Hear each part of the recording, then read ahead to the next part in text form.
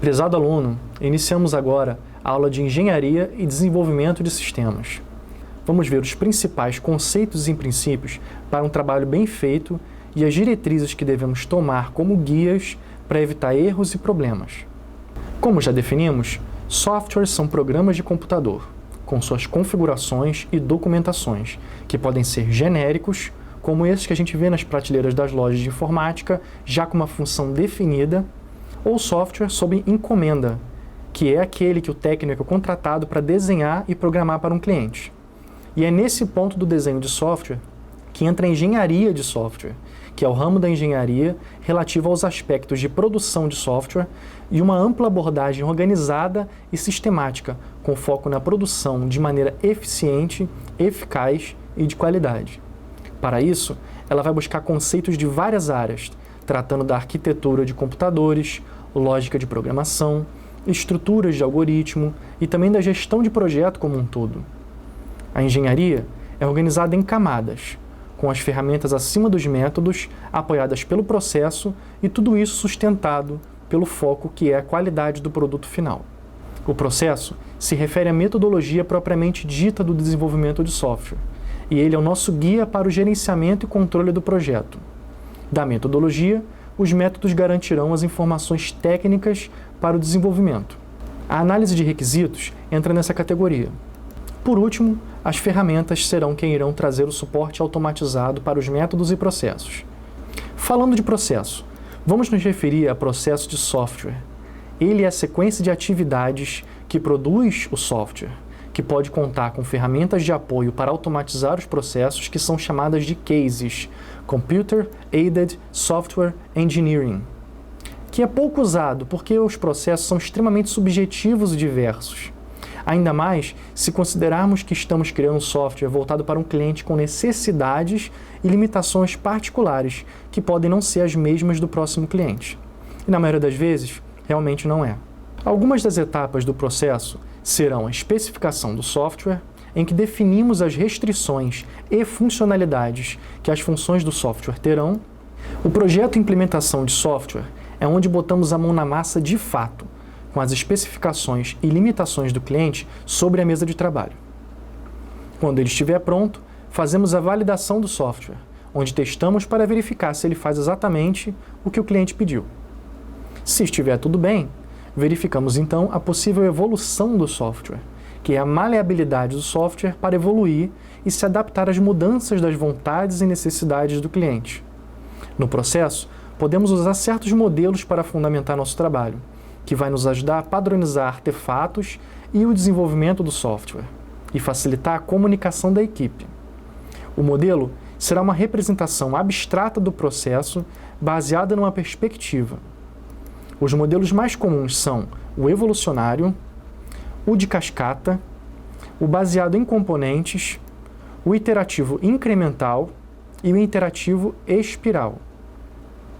Vamos começar falando do modelo de cascata. Esse é um modelo sequencial de fases encadeadas e interdependentes, onde uma fase só pode iniciar e ter seus documentos aprovados após a anterior ter finalizado completamente. Ele tem a vantagem de ter fácil adaptação com outros modelos e rigidez na documentação de cada fase. Mas por ser tão rígido na finalização de cada etapa, ficamos presos a um projeto que não se adapta a mudanças na timeline ou na necessidade do cliente. Esse modelo tem 5 fases, que são requisitos, projeto, implementação, integração e manutenção. Como um contraponto do modelo de cascata, o modelo de desenvolvimento evolucionário trabalha com etapas de forma simultânea e coordenada, com aprimoramentos por meio de várias versões e por isso tem uma comunicação mais rápida com o cliente.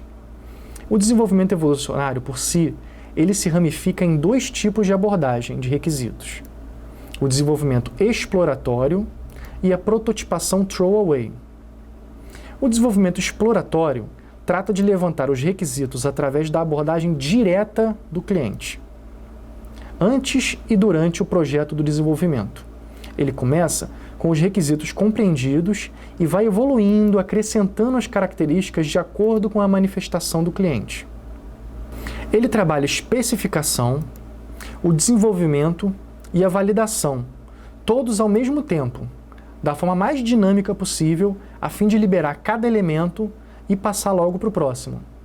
Com isso, vão surgindo versões prontas do sistema, versões parciais, até aquele momento, que vão sempre sendo colocadas sob testes, e validação dos requisitos levantados junto ao cliente.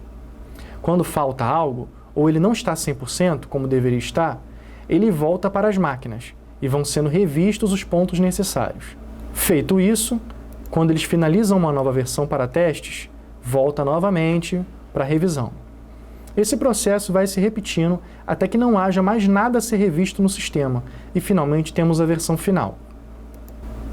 Esse método conta com acompanhamento do cliente quase em tempo real, proporcionando feedback mais rápido do que os outros métodos e garantindo um desenvolvimento incremental no sistema desde o início. Por outro lado, essa metodologia possui um risco inerente de corrupção da estrutura do software, por causa do desenvolvimento concorrente e do input constante, coisas que também tornam mais difíceis ainda gerir a documentação do projeto, já que todas as etapas estão em constante mudança e revisão em tempo real. Do outro lado, temos a prototipação throwaway. Ao contrário da primeira, que tem sua estrutura de levantamento ligada ao diálogo constante com o cliente desde o início e durante o projeto, esse método utiliza um protótipo com experimentos para elucidar os requisitos. Saindo do evolucionário, vamos falar agora da engenharia baseada em componentes. Aqueles que já possuem familiaridade com a programação orientada a objetos se sentirão mais em casa aqui. Com essa metodologia, nós trabalhamos a partir de componentes independentes, preparados previamente, fundamentada na ideia da reusabilidade dos componentes e códigos projetados e implantados de forma adequada. Por isso, são reutilizáveis em várias arquiteturas e aplicações.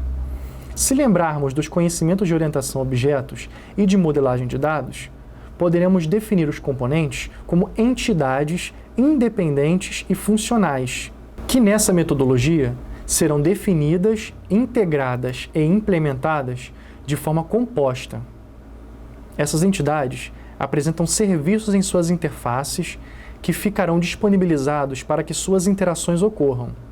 Os serviços podem ser fornecidos pelo componente ou podem ser serviços que devem ser fornecidos a um componente. São os requires e os provides, respectivamente. Depois de verificar os requisitos gerais do sistema, seguimos para identificar componentes candidatos que possam saciar esses requisitos.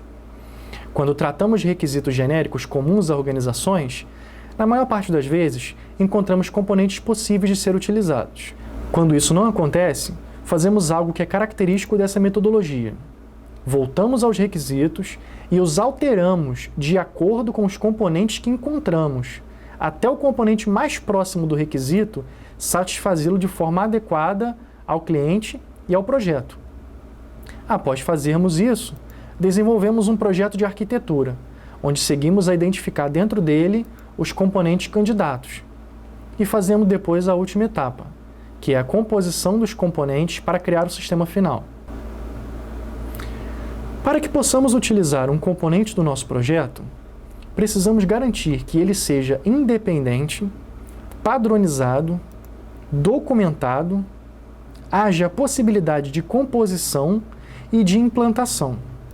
Vamos falar então agora dos modelos iterativos e definir suas diferenças dos modelos anteriores, porque ele repete muito dos conceitos que já vimos. Sua principal característica definidora é a repetição de etapas do processo conforme a evolução dos requisitos do sistema. Assim como o evolucionário, o modelo interativo também se ramifica em dois principais formatos, o modelo espiral e o modelo incremental. Vamos começar falando do espiral. Sua mais característica qualidade é a de que representa o processo de software como uma espiral em vez de uma sequência de atividades como as anteriores, onde cada volta da espiral significa uma fase do processo. As voltas da espiral são divididas em 4 segmentos cada: definição de objetivos, avaliação e redução de riscos, implementação e validação e, por último, planejamento e especificação. Na definição de objetivos, declaramos os objetivos relativos à atual fase do processo. Na avaliação e redução de riscos, apontamos todos os possíveis riscos e, através de uma análise meticulosa, executamos resoluções de redução desses riscos. Na fase seguinte, na implementação e validação, empregamos as fases de desenvolvimento definidas.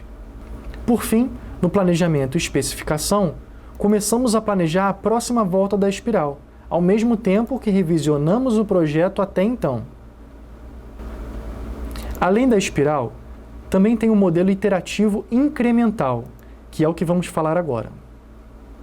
Esse modelo, como o próprio nome incremental diz, tem como definição uma construção evolutiva do sistema sem um quadro geral inicial, em que o cliente apresenta alguns requisitos no início, mas não todos os requisitos existentes do sistema ainda. E a gente vai começando trabalhando assim, priorizando os requisitos mais importantes e só depois, então, incrementando o sistema com os requisitos menos prioritários. Quando os incrementos são finalizados, aí sim o produto é colocado em operação. Esse modelo de planejamento veio como uma resposta ao trabalho excessivo que as constantes revisões e retrabalhos do projeto dos outros sistemas causavam. Dessa forma, vamos pegando tudo aos pouquinhos e tentamos finalizar de forma que não precisemos voltar naquela etapa nunca mais.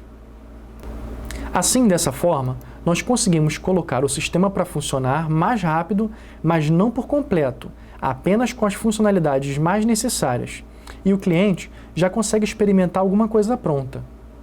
É um tipo de metodologia também que tem uma taxa de erros e falhas bem baixinha, tornando ele bastante sedutor.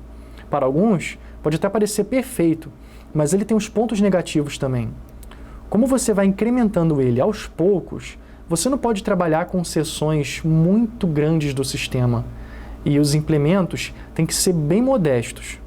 Outra coisa é que, como você trabalha com segmentos do sistema e finaliza eles de forma independente, isso torna bastante complicado o mapeamento das funcionalidades com dependências depois. Por isso que, mesmo com todas as suas vantagens, é preciso verificar se esse tipo de metodologia funciona para o projeto que você quer trabalhar. Devemos sempre buscar a qualidade do produto final.